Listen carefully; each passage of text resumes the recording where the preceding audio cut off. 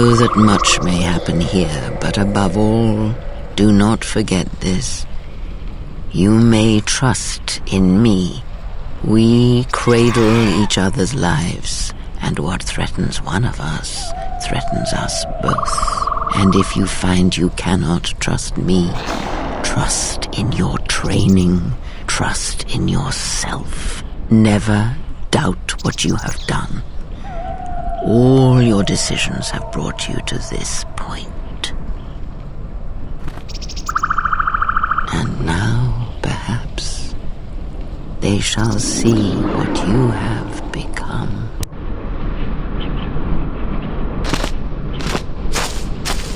It is not as it was. But perhaps that is for the best.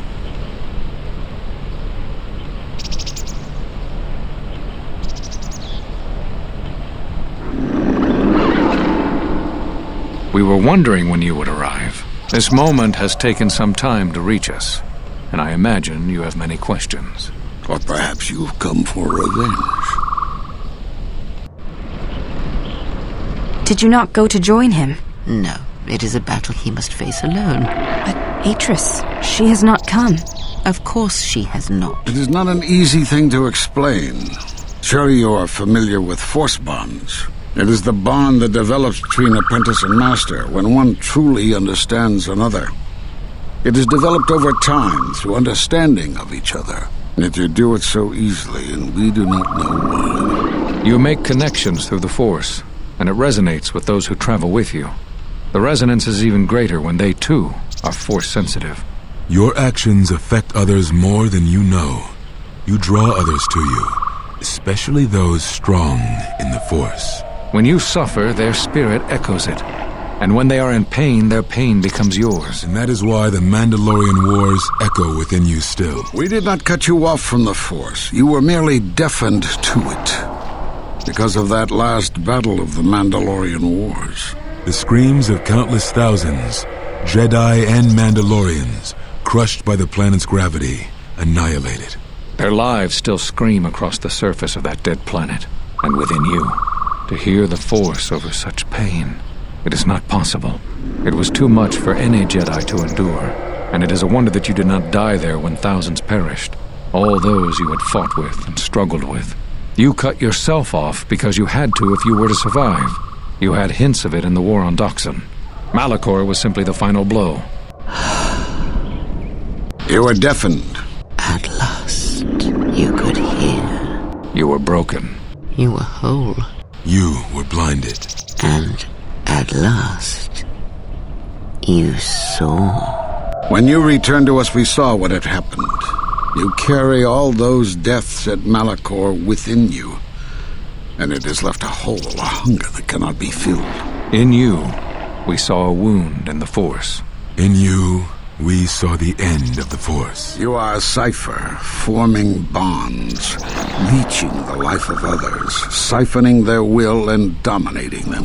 It is the teaching of these new Sith to feed on others, on other Force sensitives. They are symptomatic of the wound in the Force. You are a breach that must be closed. You transmit your pain, your suffering through the Force. Within you we see something worse than merely the teachings of the Sith. What you carry may mean the death of the Force, and the death of the Jedi. He's right. It's all the death you've caused to get here. You feed on it, and you grow stronger. You're like Malachor. It's in you, it's what you are now. You must have noticed as you fought across all these planets, killing hundreds, only to become more and more powerful. Why do you think that was? But what's worse is that bonding you have. It hasn't gone away. It's gotten stronger, and the more attachments you form, the more you draw others to you. And that is why you are a threat to us all. What if other Jedi went to war as you did, suffered the same events, and emerged as you did? What if there was a crucible that trained such Jedi to consume and kill? For you, Malachor was that crucible. What's worse is these Sith that we face. I fear that they have learned the lesson of Malachor all too well. It is what allows them to prey on Force users, to become stronger when Force sensitives are near. Somehow they have learned their hunger from you. And so you have brought about the end of the Jedi, and perhaps all the knowledge of the Force. But it is of no consequence. Your ability to make such connections, such bonds so easily are why you cannot remain. You are a threat to living creatures and all who feel the Force. You will lead the Sith here, and that we cannot allow. Our judgment before remains. Exile. You must leave. And you must leave without your tie to the Force. It is a punishment reserved for only a few, and only when necessary. But we have the power to cut you off from the Force, and it must be done. Forgive us, but it is necessary. Do not be afraid. You shall feel no pain, but this must be done. As long as you feel the Force, you are a danger to those around you. Enough! Step away from him. What? Step away! He has brought truth, and you condemn it? The arrogance! You will not harm him. You will not harm him ever again. I thought you had died in the Mandalorian Wars. Die? No. Became stronger. Yes. Is this your new master, Exile? If so, then you follow Revan's path. Her teachings will cause you to fall as surely as he did. She is difficult to see. She's like a shadow of the Exile. The Sith out, and now they have come to us. How could you ever hope to know the threat you face when you have never walked in the dark places of the galaxy, faced war and death on such a scale? If you had traveled far enough, rather than waiting for the echo to reach you, perhaps you would have seen it for what it was. Did you not hear its call on Dantooine Vrook, on its scarred surface, and in the minds of the settlers? I have endured your corruption of my other students. You shall not have this one. And you, Kavar, so close to the call of Daxan, tell me, did you not feel what poured from the moon, what had taken place there? And Zezkael, to hide upon Nar Shaddaa, yet blind yourself to all that happens there. So close to understanding the Force. So close to giving it up. There is a place in the galaxy where the dark side of the Force runs strong. It is something of the Sith, but it was fueled by war. It corrupts all that walks on its surface, drowns them in the power of the dark side. It corrupts all life, and it feeds on death. Revan knew the power of such places, and the power in making them. They can be used to break the will of others, of Jedi, promising them power and turning them to the dark side.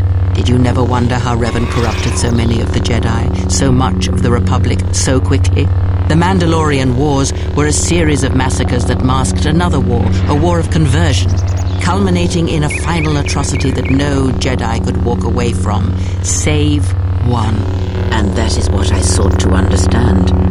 How one could turn away from such power, give up the Force, and still live. But I see what happened now. It is because you were afraid. As you would pass judgment on him, I have come to pass judgment on you all. Do you wish to feel the teachings born of the Mandalorian Wars? Of all tragedies that scream across the galaxy? Let me show you. You, who have forever seen the galaxy through the Force. See it through the eyes of the exile.